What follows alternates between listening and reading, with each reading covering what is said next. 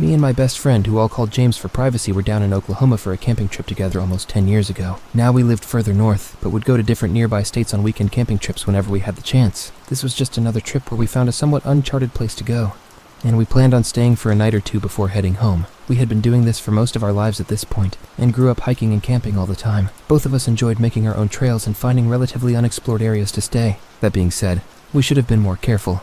It was our first night staying there. We had hiked out 4 hours from where we parked the truck, which was already deep into the forest on a poorly made path. Along the hike, we found a destroyed and abandoned structure, made of wood and mud, with an overgrown trail leading to it. It was a pretty cool find, and we thought it might have belonged to someone years ago. Something strange about it, though, was that it looked like it had been burned down with char all around the wood. We passed it, and continued until we found the very small lake. Then we set up our campsite, along the tree line up the hill.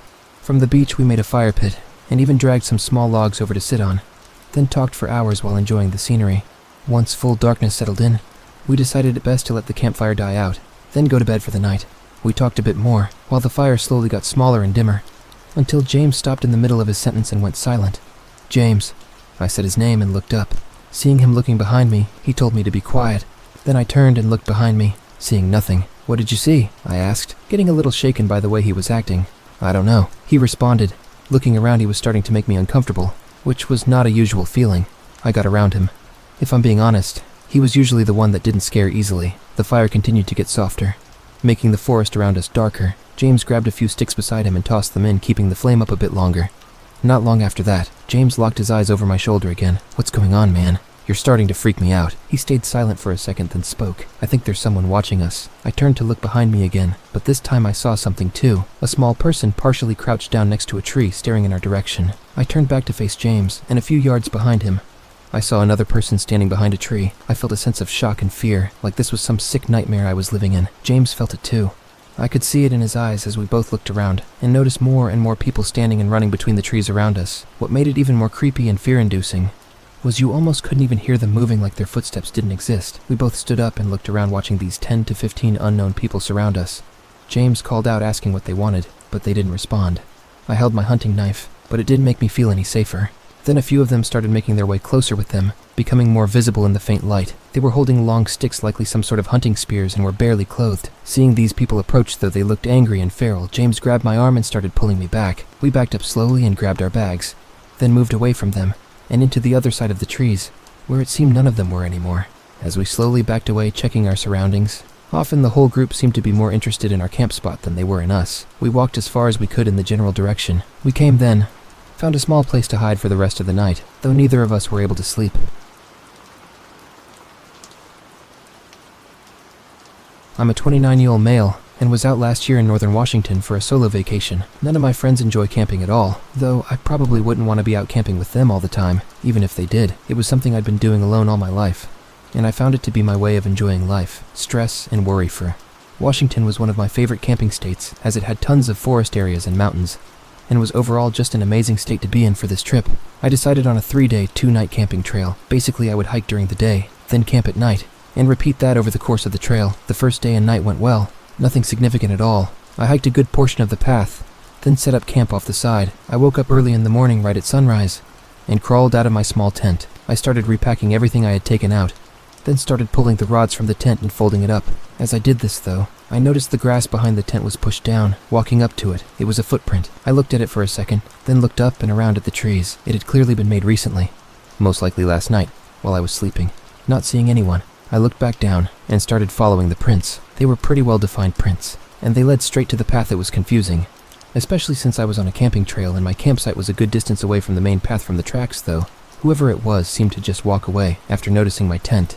After packing my tent, I did a quick perimeter check around the site to make sure there were no other footprints, then got back on the trail and continued along. Most of the trail was beaten dirt or gravel, so all footprints showed up well. Strangely though, there were no footprints all the way along the trail. As I walked the second half, I wondered where that person could have gone, knowing this was really just a one-way trail. After a while though, I had forgotten about it, and was just letting my mind wander to other things. This portion of the hike had amazing views, so I took my time and just took in the nature around me. Eventually the sun started setting though, and I had to set up camp again. I chose to go deeper into the forest this time, hoping no one would pay me a visit like they had the previous night. Once I got the tent set up, I made a small fire pit and sat on the ground next to it, watching the sunset by a campfire. is one of the most calming things. It really brings your mind to a better place. But that didn't last for long. Once the sun was almost fully set, I heard something walking towards me from the trees behind the tent. They were slow, soft footsteps, and the closer they came, the more recognizable they were as a human's footsteps. I quickly grabbed my bag and pulled out my heavy flashlight along with my handgun, shining a beam of light into the dark forest. The footsteps stopped.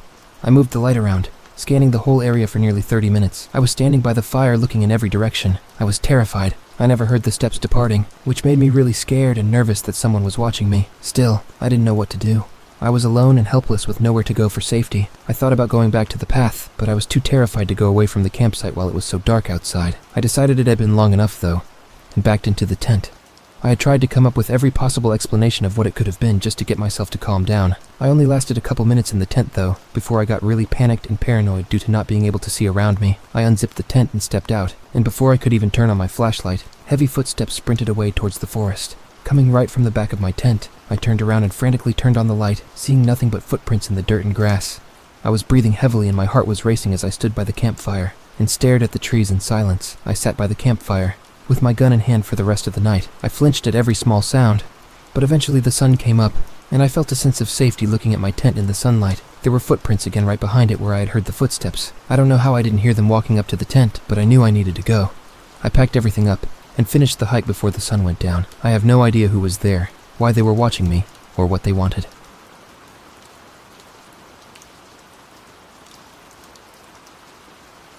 This happened during a Boy Scout campo when I was 15.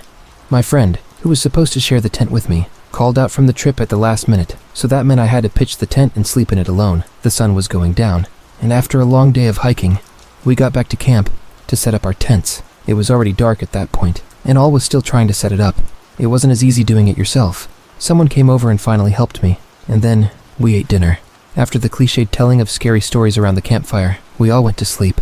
I guess I was a little happy that I had my own tent at that point, since I had more room. I fell asleep quickly, but woke up in the middle of the night to the sound of somebody stomping around my tent. I immediately assumed it was another scout going to take a leak or something. You may be thinking that all our tents were pitched right next to each other, but our scout makers actually had us pitch our tents far apart, so I was pretty far from my closest scout mass. The stomping around the tent seemed to just be going around in a circle, so at that point I was sure somebody was messing with me. I asked who it was, and in response to that, they stomped off into the woods. I almost found myself going out and following them, but I figured it wasn't worth it, and just tried to fall back asleep.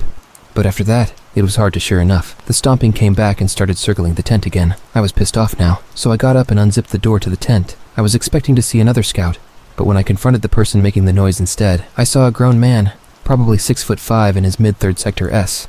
My heart was racing, and I couldn't even gather up the courage to scream. The man gave me a creepy smile, and then brought his finger to his lips, signaling for me to be quiet. I did a quick 180, and sprinted into my scoutma's tent, screaming like a baby. He ran out before I even reached the tent, and I told him about the man I saw. He and the other scoutmaster ran over to my tent with one of the hunting rifles, but they didn't find the man. They did, however, pick up on the tracks. The man left, walking around the tent. We were all told to bring our tents closer together, like literally right on top of each other. The trip was cut short the next day and we all went home. I have never gone camping since, and I never will again.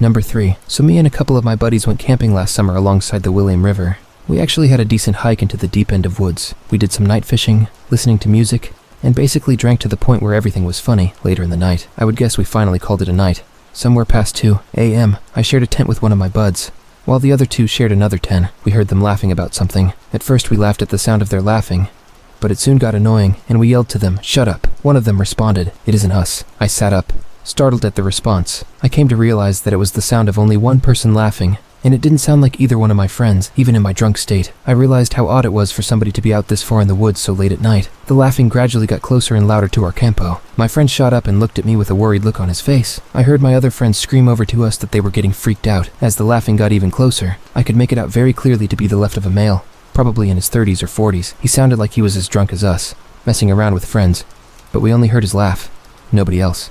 There was something indescribable creepy about his laugh too, as if it was missing something to it. You had to be there to understand what I mean. The laughing was now just at the edge of our campsite, but we couldn't hear any footsteps at all. Now that may not seem like a big deal. It was impossible to move through that without making noise, and finally, all of a sudden, the laughing stopped completely. We had no idea where whoever that was standing, as he hadn't made a single step in sound. We sat there in silence, looking at each other. My friend was clearly freaking out, but he was keeping it together the best he could. Finally, something broke. The silence. The sound of something rubbing against the cottony fabric of the tent. We saw the outline of a hand through the moonlight pressing on the tent. We both screamed at the top of our lungs before getting out of the tent. We ran as fast as we could through the woods, our other friends following us. After about 5 minutes of running, we somehow found our car. I actually poked from running so much before taking the wheel. I don't condone drinking and driving, but I still believe we were just in this situation. By far the most horrific experience of my life. No idea who or what the hell that was or what they wanted.